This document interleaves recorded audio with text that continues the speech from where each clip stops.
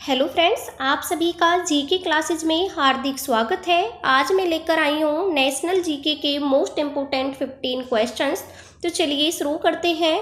पहला क्वेश्चन है, स्रोत का नाम बताइए जो प्राचीन व्यापारिक मार्गों पर मौन है। क्वेश्चन आपसे पूछ रहा है कि ऐसा इनमें से कौन सा स्रोत है जो उसमें कि कोई भी व्यापारिक मार्ग का वर्णन या उल्लेख नहीं किया गया है।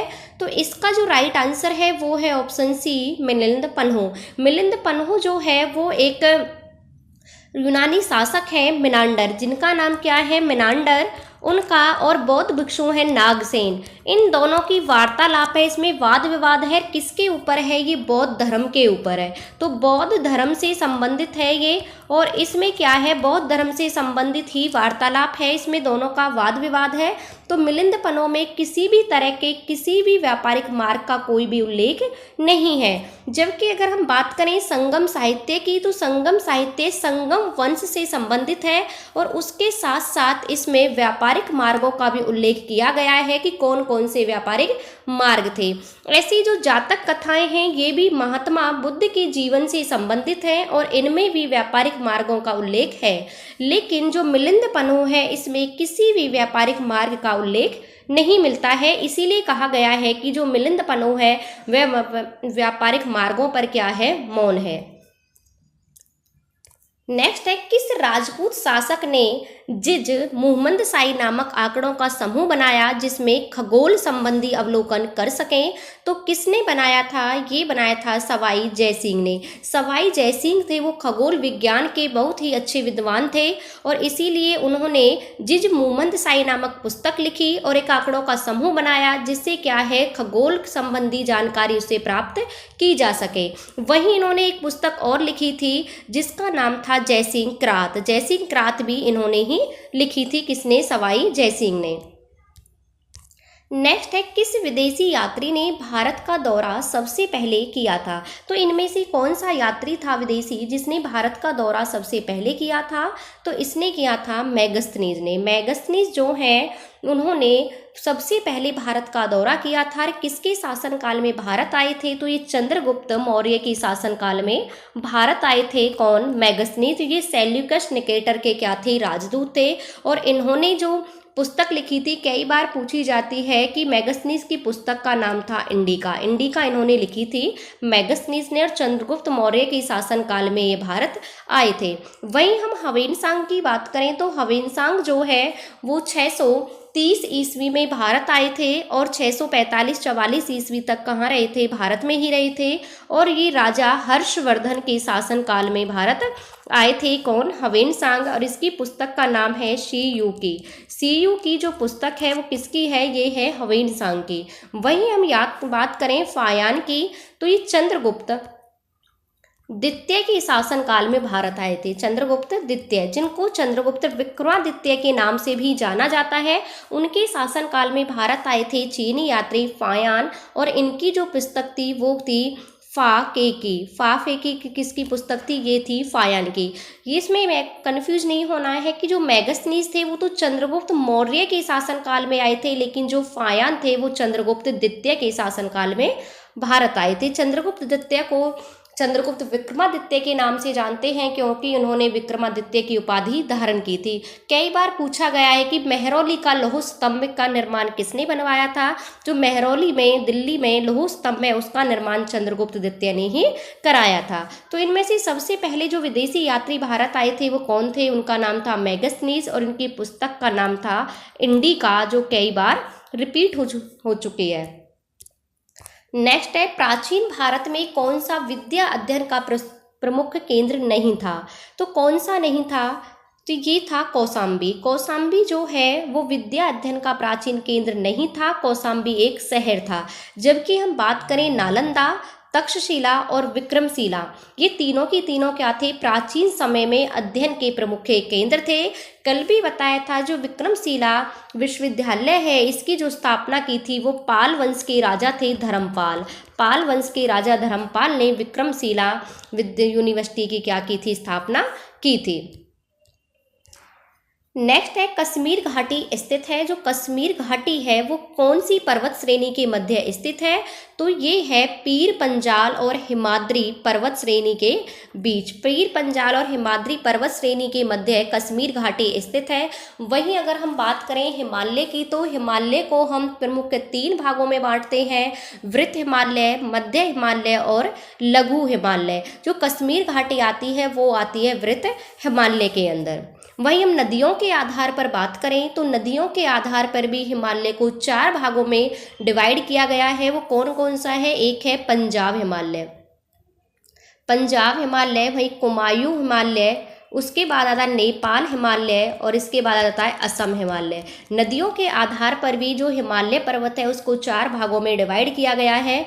पंजाब जो हिमालय है वो है सिंधु नदी से लेकर सतलुज नदी तक। जो कुमायूं है वो है सतलुज नदी से लेकर काली नदी तक। और जो नेपाल है वो है काली से लेकर तिस्ता तक। और तिस्ता जो असम है वो है तिस्ता से लेकर ब्रह्मपुत्र नदी तक। ऐसे ही नदियों के आधार पर हिमालय का क्या किया गया है? बंटवारा किया गया है, इसे 4 भागों में बांटा गया है। जो सबसे ज्यादा लंबाई है वो है नेपाल हिमालय की। नेक्स्ट है पुस्तक का 15 भारतीय और 40 विदेशी भाषाओं में अनुवाद किया जा चुका है। तो इनमें से कौन सी ऐसी पुस्तक है जिसका 15 भारतीय और 40 विदेशी भाषाओं में अनुवाद किया जा चुका है? तो ये कौन सी है? ये है पंचतंत्र। पंचतंत्री पुस्तक है जिसका इतनी भाषाओं में अनुवाद किया जा चुका है। और इसके लेखक कौन थे? इसके लेखक थे विष्णु शर्मा। कई बार पूछा गया पंचतंत्र के लेखक कौन थे? तो इसके लेखक थे विष्णु शर्मा। वहीं हम अभिज्ञान शाकुंतलम की बात करें तो इसके जो लेखक थे वो कौन थे? वो थे कालिदास। कालिदास ने लिखी थी अभिज्ञान शाकुंतलम। कुमार संभवम भी किसकी है? अग्निकाल मित्रम भी किसकी है? ये तीनों की तीनों कालिदास की ही हैं। वहीं हम बात करें तो अर्थशास्त्र, अर्थशास्त्र को लिखा था कौटिल्य ने, जो कि राजनीति से संबंधित पुस्तक है। कई बार पूछा जा चुका है कि अर्थशास्त्र जो पुस्तक है वो किस पर आधारित है? तो ये है राजनीति पर आधारित। नेक्स्ट है हितोपदेश के लेखक कौन थे? तो हितोपदेश के लेखक कौन थे? ये थे नारायण पंडित। नारायण पंडित ने हितोपदेश लिखा था। वहीं बाणभट्ट की हम बात करें तो बाणभट्ट ने हर्षचरित्र और कादम्बरी ये 2 प्रसिद्ध पुस्तक हैं। किसकी? ये हैं बाणभट्ट की। वहीं विष्णु शर्मा की अभी बताया था, विष्णु शर्मा की कौन सी है? पंचतंत्र। पंचतंत्र किसकी है? ये है विष्णु शर्मा की। हितोपदेश के लेखक कौन है? ये है नारायण पंडित। नेक्स्ट क्वेश्चन है हिमालय पर्वत श्रेणी निम्नलिखित में से किस राज्य का हिस्सा नहीं है? हिमाचल प्रदेश, उत्तराखंड, सिक्किम, उत्तर प्रदेश। तो ये उत्तर प्रदेश राज्य में जो हिमालय पर्वत श्रेणी नहीं है, जबकि हिमाचल प्रदेश, उत्तराखंड और सिक्किम इन सब में क्या है? हिमालय पर्वत फैला हुआ है। सिक्किम में जो सबसे ऊंची चोटी है हिमालय पर्वत की वो है कंचनजंगा। कंचनजंगा हिमालय पर्वत की भारत में सबसे ऊंची चोटी है जो कि सिक्किम राज्य में आती है। वहीं हम इसकी ऊंचाई की बात करें तो 85-98 मीटर क्या है इसकी ऊंचाई है। वहीं जो हिमालय पर्वत की सबसे ऊंची चोटी है माउंट एवरेस्ट है, जो कि कहाँ पर है? ये है नेपाल में। माउंट एवरेस्ट कहाँ है? नेपाल में है, जिसकी ऊंचाई है 4848। अभी नए आंकड़ों के अनुसार इसकी जो ऊंचाई है वो हो चुकी है 8850 मीटर। वहीं हम भारत की सबसे ऊंची चोटी की बात करें तो कौन सी है? वो है गॉडविन ऑस्टिन, जिसे हम K2 के नाम से भी जानते हैं। इसकी जो ऊंचाई है ये है 8611 मीटर। और ये कहाँ है? ये है ट्रांस हिमालय में।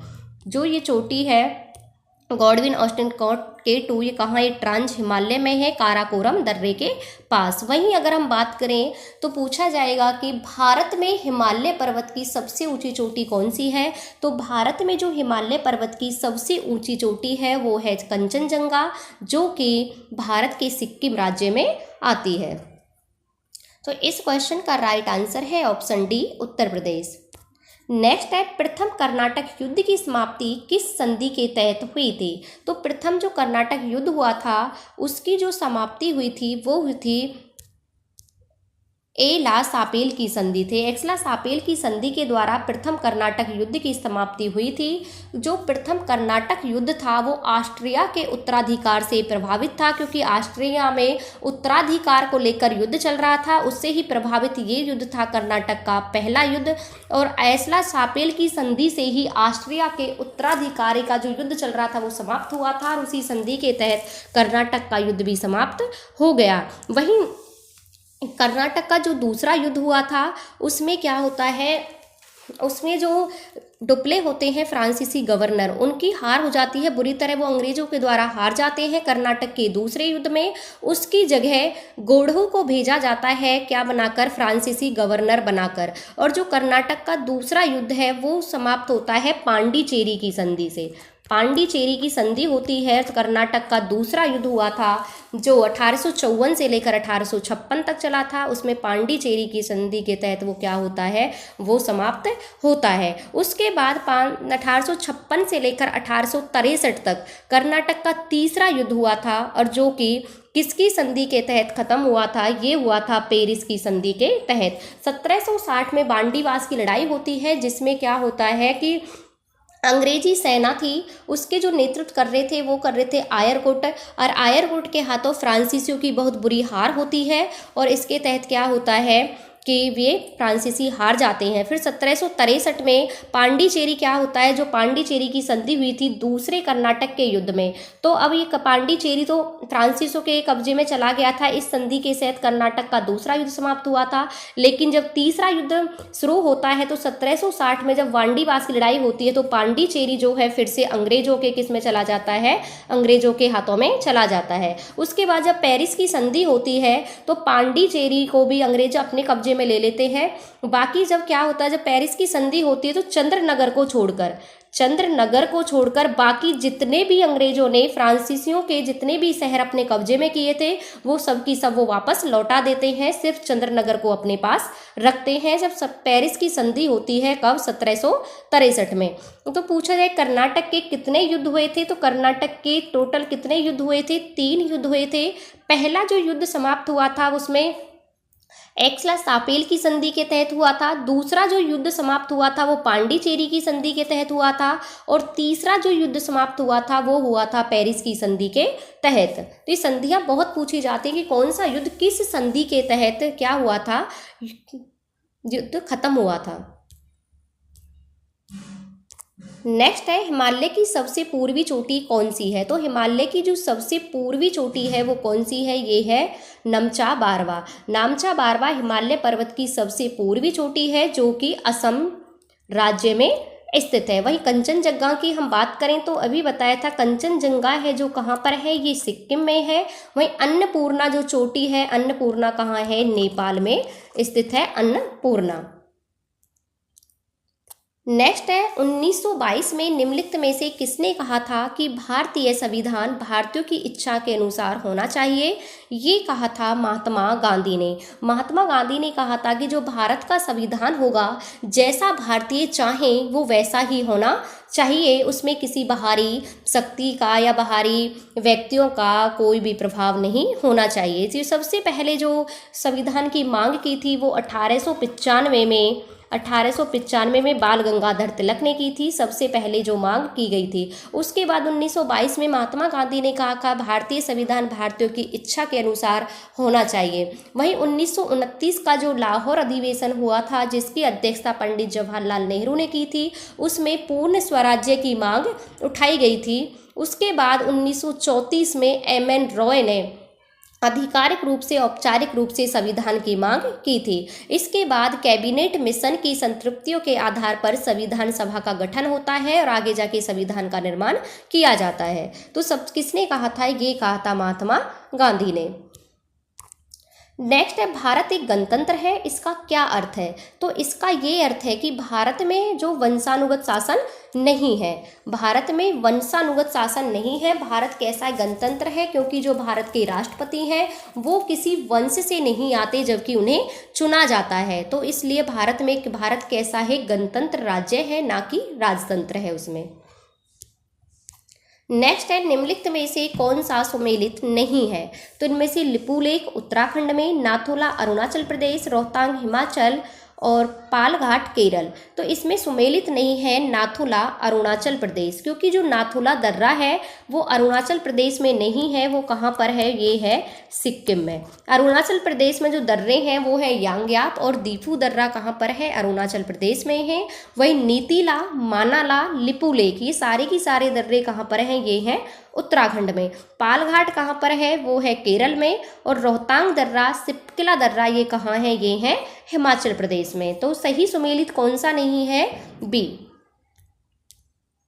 नेक्स्ट है, भारतीय संविधान की तीसरी अनुसूची का संबंध किससे है? तो भारतीय संविधान की जो तीसरी अनुसूची का संबंध है वो है शपथ और प्रतिज्ञान से, क्योंकि हमारे संविधान सभा में कितनी अनुसूचियां हैं? कुल अनुसूचियां हैं 12।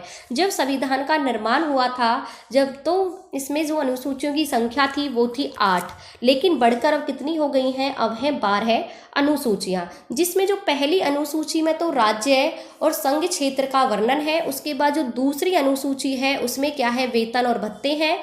तीसरी में क्या है? शपथ और प्रतिज्ञान है। वही चौथी अनुसूची की हम बात करें तो राज्यसभा का वर्णन है। राज्यसभा के जो प्रतिनिधि हैं उनका वर्णन कौन सी अनुसूची में है? वो है चौथी अनुसूची में। पांचवी जो अनुसूची है उसमें जनजातीय क्षेत्रों से संबंधित में वर्णन है। छठी में जो है वो है असम और मणिपुर, मेघालय, इनका वर्णन है। 7वीं में हमारी जो अनुसूची होती है संघ सूची, संवर्ती सूची, राज्य सूची, जो सूची होती है सूची का वर्णन कौन सी अनुसूची में है? ये है 7वीं में। 8वीं अनुसूची में हमारी भाषाओं का वर्णन है। हमारे संविधान में कितनी भाषाओं का उल्लेख है? मूल रूप से वो है 22 भाषाओं का। जो संविधान बनकर तैयार हुआ था उस समय 14 भाषाएं शामिल थी, लेकिन अब कितनी है? 22 भाषाएं हैं। और भाषाओं का उल्लेख कौन सी अनुसूची में है? वो 8वीं अनुसूची में। वहीं 11वीं अनुसूची पंचायत से संबंधित है। 10वीं अनुसूची दल बदल से संबंधित है। और वहीं 12वीं अनुसूची की बात करें तो वो नगर निगम से संबंधित है। तो सूचियों की संख्या टोटल कितनी है? ये है 12। तीसरी किससे संबंधित है? ये है शपथ और प्रतिज्ञान से संबंधित।